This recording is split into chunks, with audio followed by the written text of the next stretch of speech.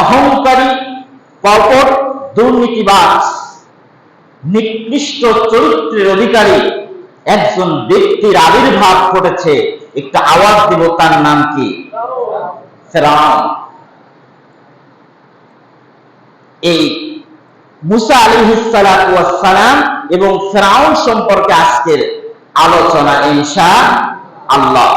এবং এই আলোচনা, এই কাহিনী, এই ইতিহাসের মধ্য দিয়া আমার বাংলাদেশের প্রেক্ষাপটে মিল আছে কিনা, তার ইতিহাস বাংলাদেশের ইতিহাসের মধ্যে মিল আছে কিনা কোরআনুল কারীম থেকে আমরা জানব।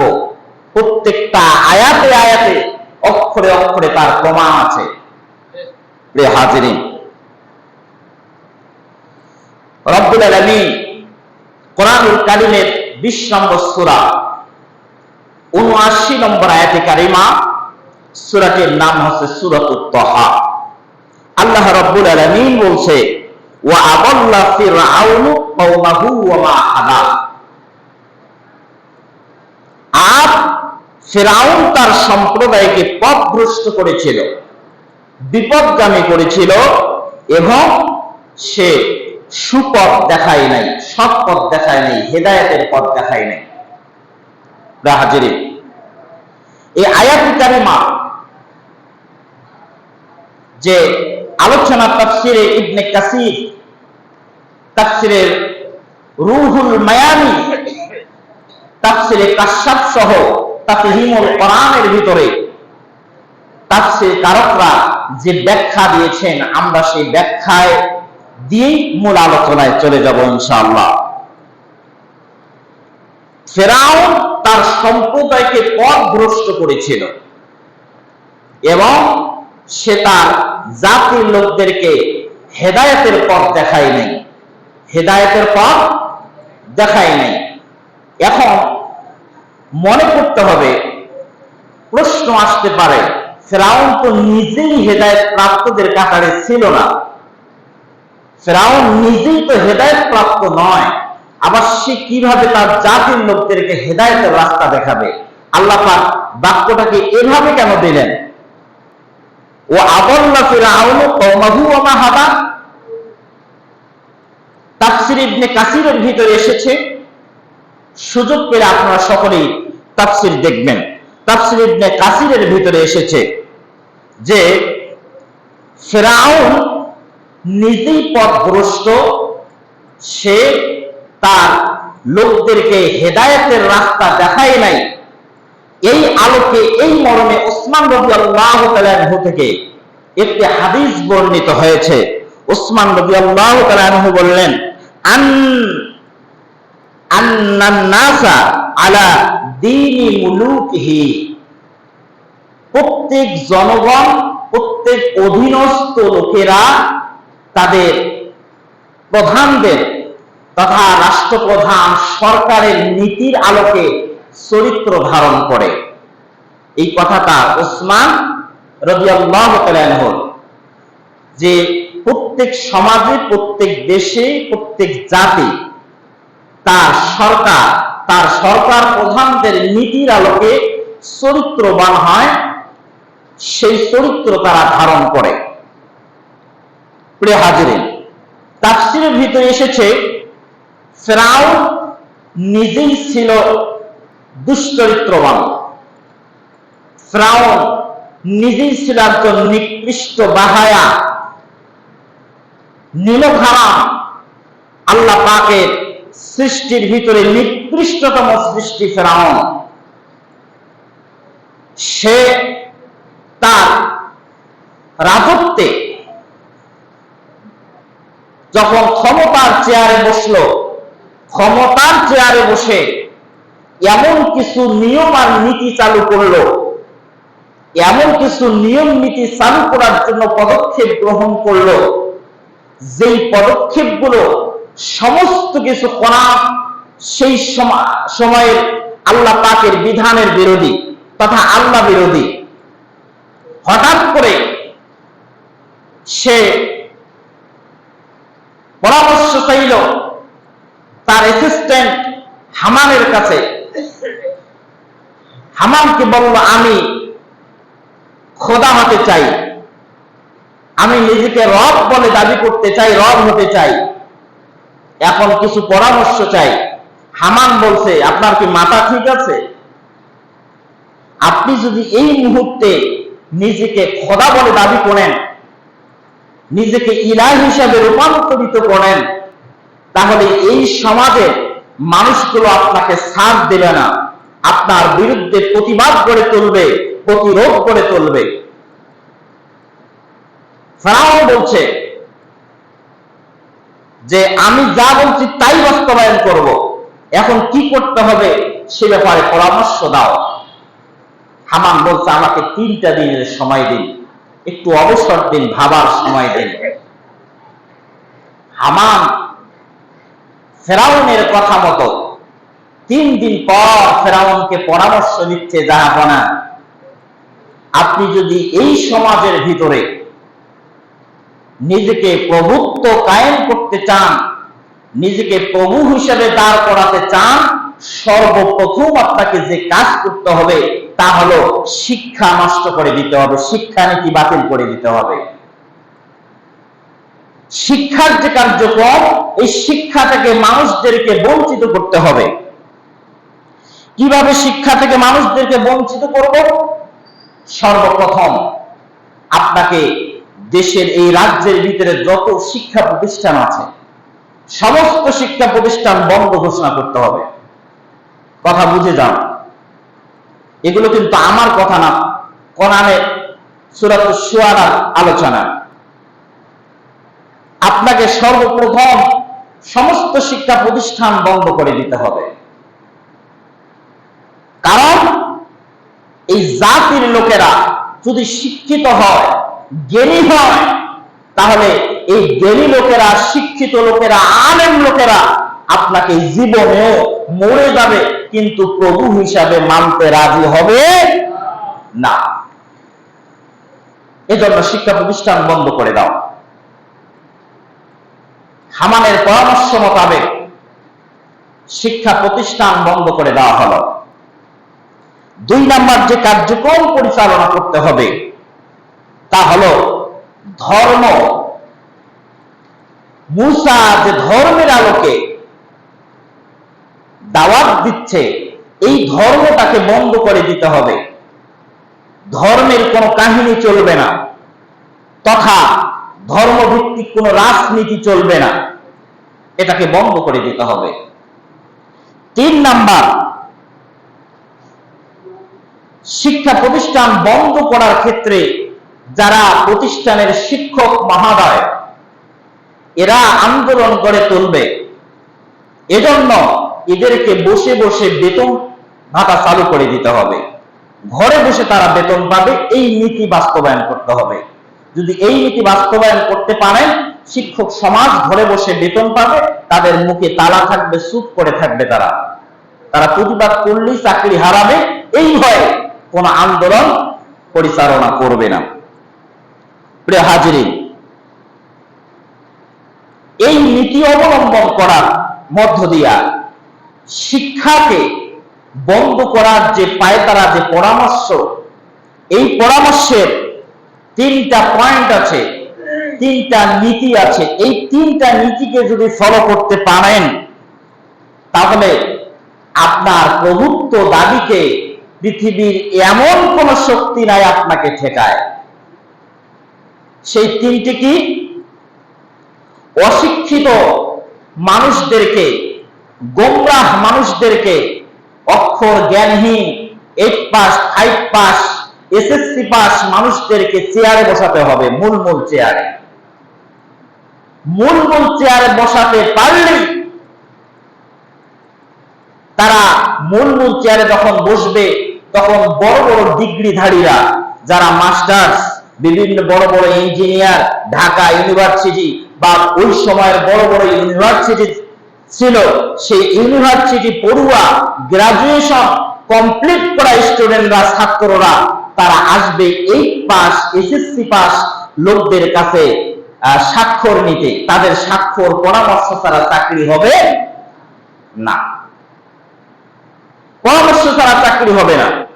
এভাবে যখন তারা আসবে, এসে দেখবে আমরা এত বড় বড় সার্টিফিকেট অর্জন করলাম, যোগ্যতা অর্জন করলাম, ডিগ্রি মাস্টার শেষ করে, গ্রাজুয়েশন শেষ করে আমাদের স্বাক্ষর যদি নেওয়া লাগে 8 পাস লোকের কাছে, এসএসসি পাস লোকের কাছে, তার তো লেখাপড়া করার প্রয়োজনই নেই।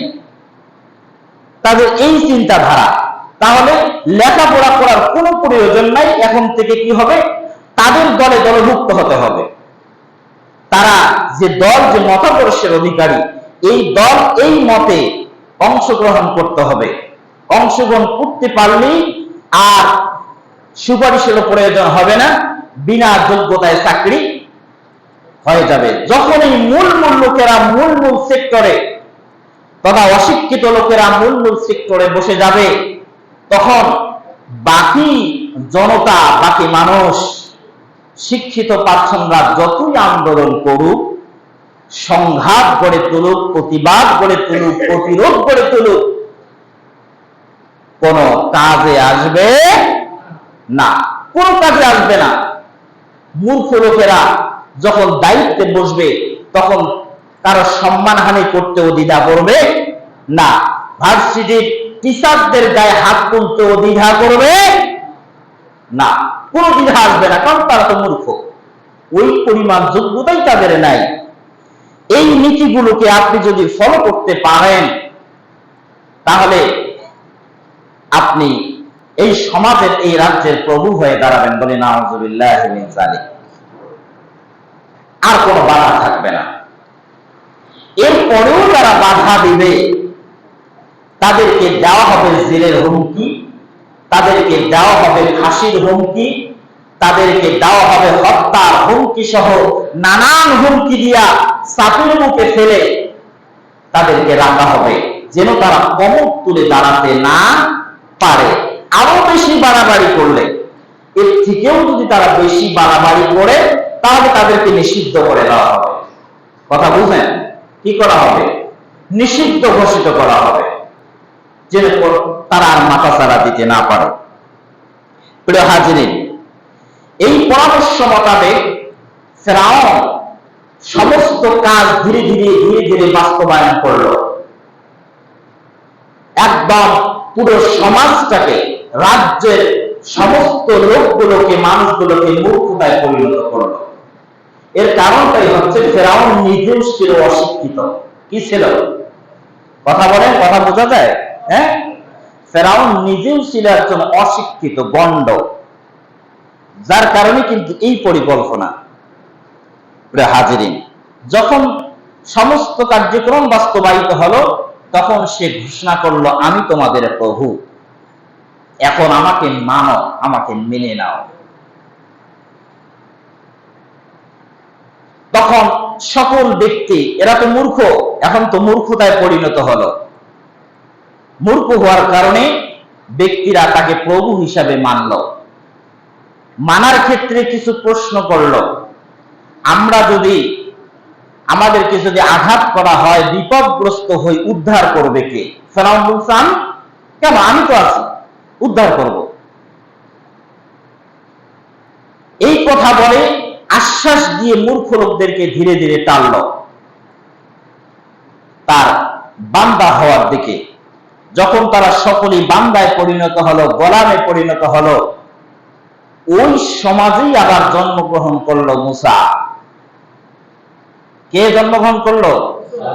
বিস্তারিত ইতিহাস। প্রিয় হাজিরিন, কথাগুলো যদি বুঝেন অল্পই কাজ দেবে, আর যদি না বুঝেন হাজার বুঝালেও বুঝবেন না।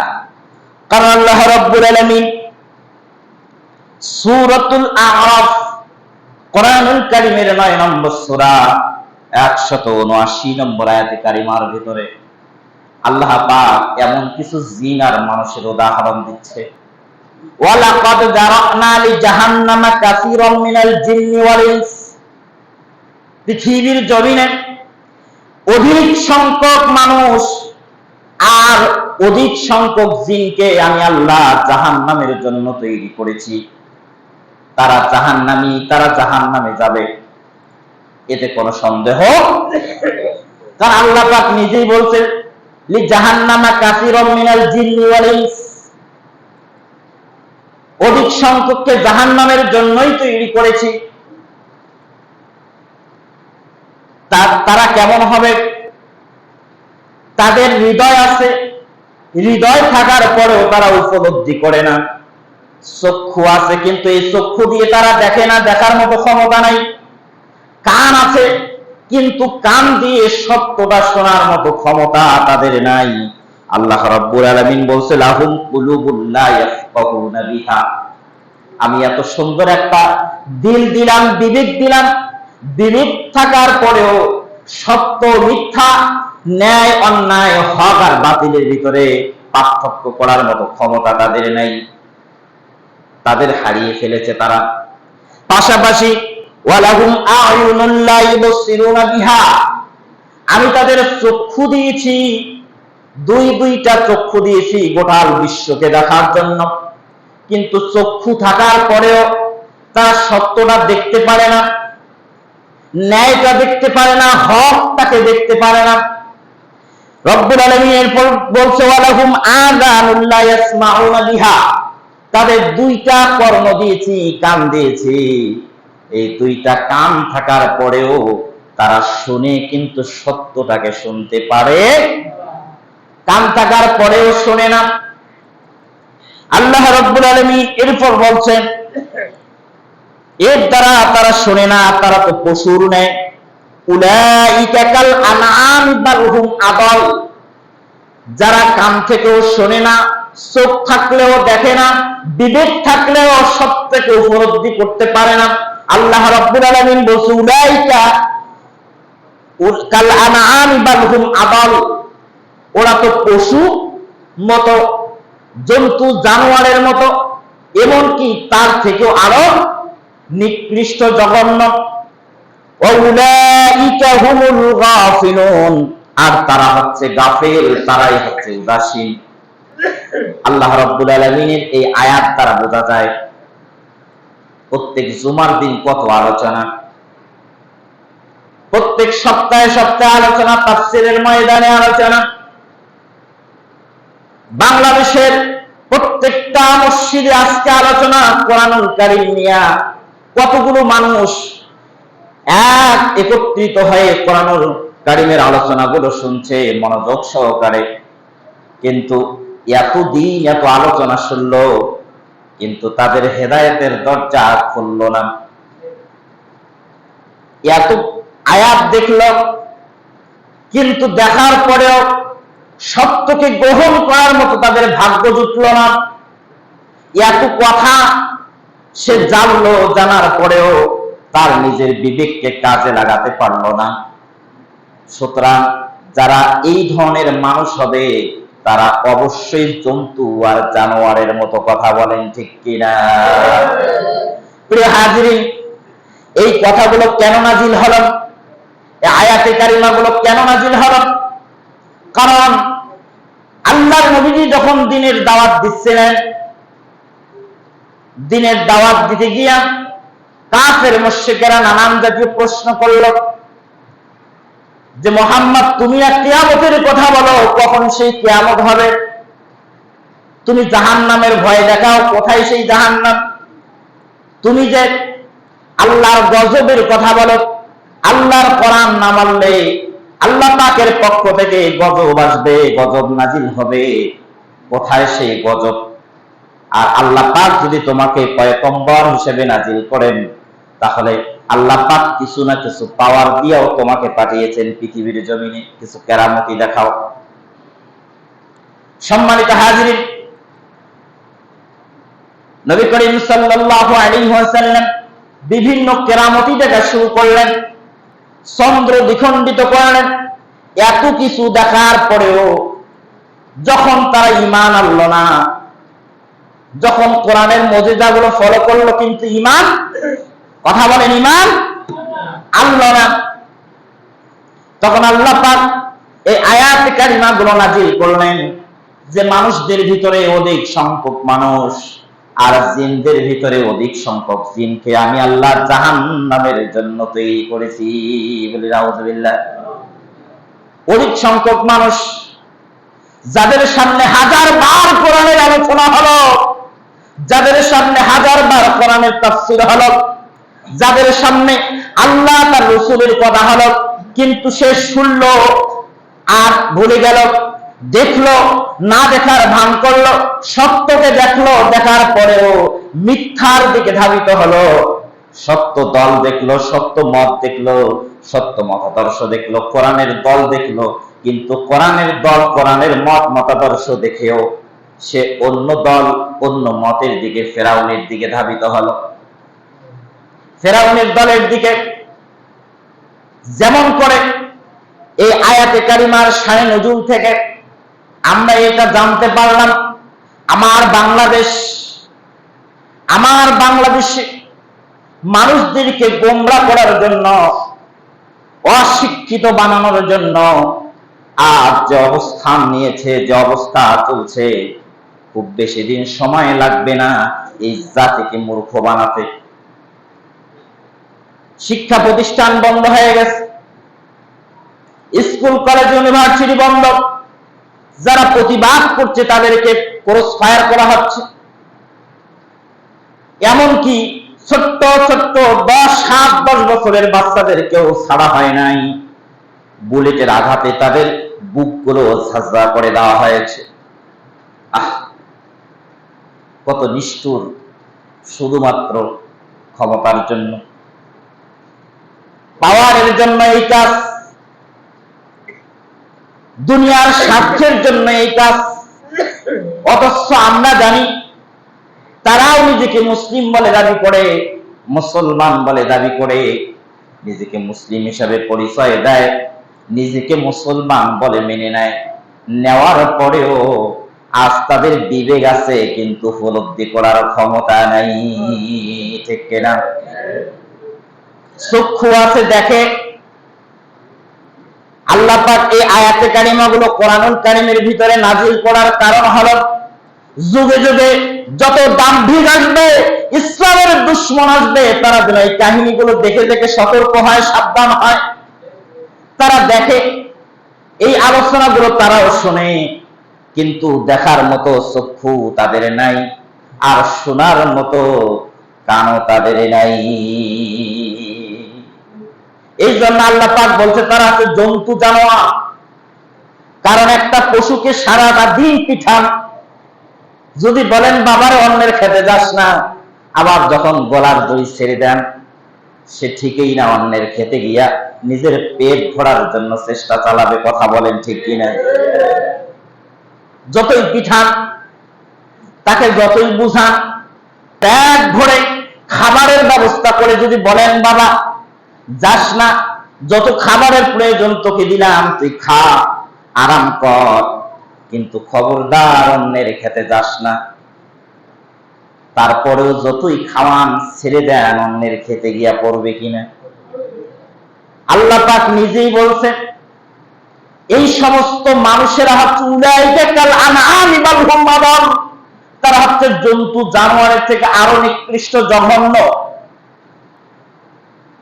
সুতরাং আমরা যদি এখনো চক্ষু থাকার পরেও সত্যকে উপলব্ধি করতে না পারি, আর কান থাকার পরেও সত্যকে গ্রহণ করতে না পারি, বিবেক থাকার পরেও সত্যটাকে গ্রহণ করতে না পারি, তাহলে আল্লাহ পাক যে বলছে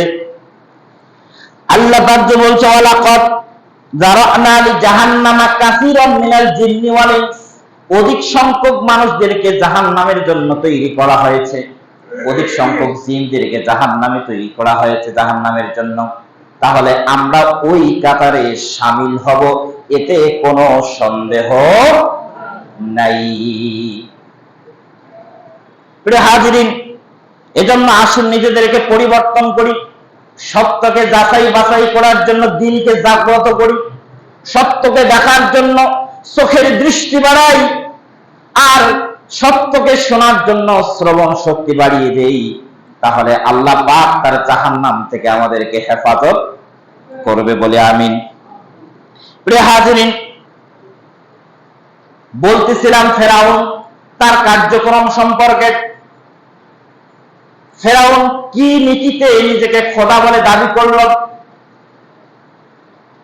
কোন সাহসে কোন বল নিয়া সে নিজেকে প্রভু বলে দাবি করলো, আর সেই সময় ইমানদার লোকদের প্রতিক্রিয়াটা কেমন, ইমানদার লোকেরা তাদের কি প্রতিবাদ কি প্রতিরোধ গড়ে তুলেছে। ফিরআউন সর্বপ্রথম মূসাকে যখন লালন পালন করে, মূসা যখন বড় হয়ে গেল, মূসা বড় হওয়ার পর ফিরআউনের সব কার্যক্রম থেকে সে বিরত, পূজা থেকে সে বিরত, মূর্তি পূজা, বিভিন্ন ধরনের আগুন পূজা, সব অন্যান্য গাছ পূজা থেকে মূসা আলাইহিস সালাতু ওয়াস সালাম যখন বিরত, সে করবে না। কারণ মূসা আলাইহিস সালাতু ওয়াস সালাম যার আইনের অনুসরণ করে তার নাম কি? আল্লাহ। মূসা আলাইহিস সালাতু ওয়াস সালাম আল্লাহ পাকের অনুসরণ করে, তার আইন মেনে নেয়। কিন্তু ফিরআউন বলছে আমার আইন মানতে হবে, মূসা বলছে না। এই জন্য ফিরআউন মূসা আলাইহিস সালাতু ওয়াস সালামকে যে কটূক্তি করলো, যে অভিশাপ দিল, মূসা বলছে, ফিরআউন বলছে মূসারে তুই তো কাফের। মূসা আলাইহিস সালাতু ওয়াস সালামকে বলছে তুই তো কাফের। এই কথা 19 নম্বর পারার 26 নম্বর সূরা 19 নম্বর আয়াতে কারিমায় আল্লাহ রাব্বুল আলামিন বলছে ওয়া ফাআলতা কাল্লাতী ফাআলতা ওয়া আনতা মিনাল কাফিরিন। মূসা রে, আমি তোমাকে বারবার তো নিষেধ করছি এই পথে যাস না, কিন্তু তোর এত সাহস, তুই এই পথে তোর কার্যক্রম চালিয়ে যাচ্ছিলি, তুই তো একটা নেমো হারাম, তুই তো একটা কাফের। কাকে বলছে? মূসা আলাইহিস সালাতু ওয়াস সালামকে কাফের বলছে। অরিজিনালি কাফের কে? আওয়াজ দেন, কাফের কে? ফিরআউন। অরিজিনাল কাফের হচ্ছে ফিরআউন, আল্লাহ পাকের ঘোষিত কাফের। কিন্তু সে উল্টো মূসা আলাইহিস সালাতু ওয়াস সালামকে বলছে তুই তো কাফের। দেখছেন অবস্থা? এই আয়াতের তাফসিরে এসেছে পৃথিবীর জমিনে যত দাম্ভিক আসবে, যত অহংকারী আসবে, জুলুমবাজ আসবে, শয়তান আসবে, প্রত্যেকটা শয়তান জুলুমবাজ ওই সমাজের সত্যের অনুসারীদেরকে নানান ভাবে গালিগালাজ করবে। কাউকে রাজাকার বলবে, কাউকে জঙ্গি বলবে, কাউকে বলবে মৌলবাদ বলবে, নানান ভাবে তারা গালি দিবে। তাফসিরে এসেছে ফিরআউন মূসাকে এভাবে যখন গালিগালাজ করলো, আপনিও তো মুসলিম, আপনিও তো সত্যের অনুসারী, আপনিও তো কোরআনের অনুসারী, তাহলে আপনার জায়গায় আপনার সমাজে মিথ্যার অবস্থান আছে না নেই? আছে না নেই? এই মিথ্যার অবস্থানকারীরা, মিথ্যার অনুসারীরা সত্যের অনুসারীদেরকে এভাবে গালিগালাজ করে, মৌলবাদ বলে, জঙ্গি বলে। যদিও তারা টেন্ডারবাজি, চাঁদাবাজি, মানুষ হত্যা, গুম খুন সহ অন্যায়ভাবে ফাঁসি দেয়, তারপরেও যারা অন্যায়ভাবে ফাঁসি দেয়, গুম করে, খুন করে, টেন্ডারবাজি, চাঁদাবাজি, সুদ ঘুষের রাহাজানি করে, মূলত সন্ত্রাস কারা? তারাই। সন্ত্রাস কারা? ভয় হচ্ছে নাকি? কথা বলেন না কেন? সন্ত্রাস তারাই। আমি ইমাম সাহেব গুম করি, খুন করি, জেনা করি, ব্যভিচার করি, সুদ খাই, ঘুষ খাই, মূল সন্ত্রাস তো আমি, তাই না? আমি জঙ্গি হলে আমি। কিন্তু ফিরআউনের মতো করে, ফিরআউন কাফের, সে কুফরি করছে, খোদাকে অস্বীকার করছে, সে তার সমস্ত দোষের কথাগুলো চাপিয়ে দিচ্ছে কার কাছে? কার কাছে? মূসার কাছে। অবস্থা কিন্তু একই, দোষ করছে তারা। শত শত মায়ের মুখ খালি হয়ে গেল, মানুষ হত্যা, গণহত্যা চালালো, অসংখ্য মানুষদেরকে হত্যা করলো, লাঠিচার্জ করতো, জেল দিল, জুলুম দিল, ফাঁসির মঞ্চে ঝুলিয়ে হত্যা করলো, কিন্তু অপবাদ দিচ্ছে ওরাই জঙ্গি। কারা জঙ্গি? হাজিরে ফিরআউন এভাবে মূসাকে কাফের বলল, আর আমরাও হয়ে গেলাম মৌলবাদ, জঙ্গিবাদ, যদিও কোনো অন্যায় নাই। ফিরআউনের রাজ দরবারে একজন ইমানদার ব্যক্তি ছিল। ওই ইমানদার ব্যক্তি ফিরআউনকে বলছে, ফিরআউন, আমার রাজা জাহাপনা, আপনি কি ওই সমস্ত ব্যক্তিদেরকে তথা মুসাকে এই জন্যই নির্যাতন করছেন, নিপীড়ন করছেন, তার দাওয়াতকে বাধাগ্রস্ত করছেন? সে আল্লাহ পাকের ঘোষণা দেয়, আইন মানে আল্লাহর, এটাই কি তার দোষ? এটাই কি তার দোষ? প্রশ্ন করছে তার রাজ দরবারে একজন মুমিন। সে যদি সত্যবাদী হয় তার দাওয়াতে, তাহলে সে যা বলছে আজ না হোক কাল তা কিন্তু বাস্তবায়িত হবে। তোমার পতন ঘটবেই নিশ্চিত, কোনো সন্দেহ নাই। আর সে যদি মিথ্যাবাদী হয় তার দাওয়াতে, তাহলে তারও জবাবদিহি তাকে করতে হবে। কিন্তু শুধু এই কারণে সে রব হিসেবে আল্লাহকে মানে, এই জন্য তাকে আপনি শাস্তি দিতে পারেন না। প্রিয় হাজিরিন, সে যখন এই প্রতিবাদ করল, তখন ফেরাউন তাকেও শাস্তি দেওয়ার জন্য আদেশ জারি করলো। এও মুখ বেড়ে গেছে, একে শাস্তি প্রদান করা হোক, আর সুযোগ দেওয়া যাবে না। প্রিয় হাজিরিন, তখন তাকেও শাস্তি প্রদান করলো। ফেরাউন নিজেই একজন ক্ষমতাধর খোদা, সে মনে করছে আমার সৃষ্টি আছে, ধ্বংস নাই, কেউ আমাকে ধ্বংস করতে পারবে না, আমি নিজেই খোদা, নিজেই আল্লাহ। নাউজুবিল্লাহি মিন যালিক। প্রিয় হাজিরিন, তাহলে এভাবে অপবাদ আরোপ করলো। এবার ফেরাউন মূসাকে বলল, এবং ওই তার রাজ্যের যে ইমানদার ব্যক্তি তাকে হুমকি দিল, যদি আমাকে খোদা হিসাবে মেনে না নাও, রব হিসাবে মেনে না নাও, আমি যা বলবো, কোঠা নির্ধারণ করব, অন্য অন্য কার্যক্রম যাই করব তাই তোমাকে মেনে নিতে হবে। যদি মেনে না নাও, তোমাকে জেলের ভিতরে বন্দী করব। কোথায়? জেলখানায়। এই কথা মনে হয় কোরআনুল কারীমের ভিতরে নাই। আছে? দেখি একটু কোরআনুল কারীম আছে কিনা।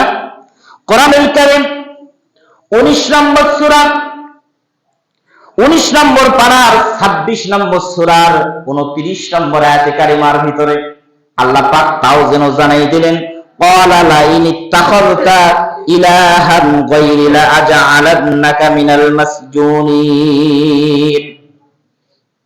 দেখছেন, কোরআন তাও বলছে। ফেরাউন বলল, যদি তুমি আমার পরিবর্তে অন্য কার আইন মেনে নাও, অন্য কার বিধান মেনে নাও, আমি বাদ দিয়া যদি অন্য কাউকে ইলাহ হিসাবে গ্রহণ করো, কাউকে রব হিসাবে গ্রহণ করো, তাহলে অবশ্যই অবশ্যই আমি ফেরাউন তোমাকে কারারুদ্ধ করব, জেলখানার ভিতরে বন্দী করব। বলেন তো বাংলার জমিনে এই ধরনের হুমকি আর ধামকি আছে না নাই? যা করবে তাই মেনে নিতে হবে। শিক্ষার অবস্থা ধ্বংস হয়ে গেল, শিক্ষার কোনো অস্তিত্বই নাই, ধর্মেরও কোনো অস্তিত্ব নাই, শুধু কুসুরি ফানার মতো ভেসে ভেসে বেড়াচ্ছে। শিক্ষা নাই, এসএসসি ফেল করলেও কলেজ যাবে, এসএসসির কোনো মূল্য নাই, কলেজ ফেল করলেও ইউনিভার্সিটি ভর্তি হতে পারবে, কোনো ইন্টারভিউর কোনো মূল্য থাকলো না। আর মাঝখানে কথা নির্ধারণ করে দিল, মনে করলো আমার বিরুদ্ধে প্রতিবাদ করার দুঃসাহস কারো নাই। আর অস্ত্র একটাই, ফেরাউন যেভাবে গণহত্যা চালিয়েছে, তার প্রতিবাদ যারাই করবে তাদেরকে হত্যা করা হবে, গুম করা হবে, খুন করা হবে। এভাবে দমন পীড়ন দেখিয়ে, ভয় দেখিয়ে তার রাজ্য ক্ষমতায় সে বসে সমস্ত অন্যায় কার্যক্রম বাস্তবায়িত করবে। একই পদ্ধতি, একই সিস্টেম চলছে, একই সিস্টেমে গণহত্যা শুরু হয়ে গেল, গুম শুরু হয়ে গেল, খুন শুরু হয়ে গেল। যেন কি করে তারা দমে থাকে, ভয়ে তারা লুকিয়ে যায়। এজন্য সমস্ত হল, সমস্ত ম্যাচ, সমস্ত শিক্ষা প্রতিষ্ঠান বন্ধ বন্ধ করে দিয়া রাতের গভীরে অসংখ্য হাজার হাজার মা বাবার বুকগুলোকে খালি করা হলো। আজকে ইন্টারনেটে ঢুকলে কত হাজারি, কত মায়ের, কতজন মা চিৎকার করে বলছে কত কষ্ট করে আমি আমার সন্তানকে লালন পালন করিয়েছি। এই সন্তানকে লালন পালন করতে গিয়ে কত না কষ্ট হয়েছে। আমার কষ্টের সন্তানকে হত্যা করা হয়েছে, আমার কষ্টের সন্তানকে নির্যাতিত করা হয়েছে, নিপীড়ন করা হয়েছে, গুম করা হয়েছে। কত মায়ের, কত বাবার আহাজারি, কত আত্মীয় স্বজনের আহাজারি।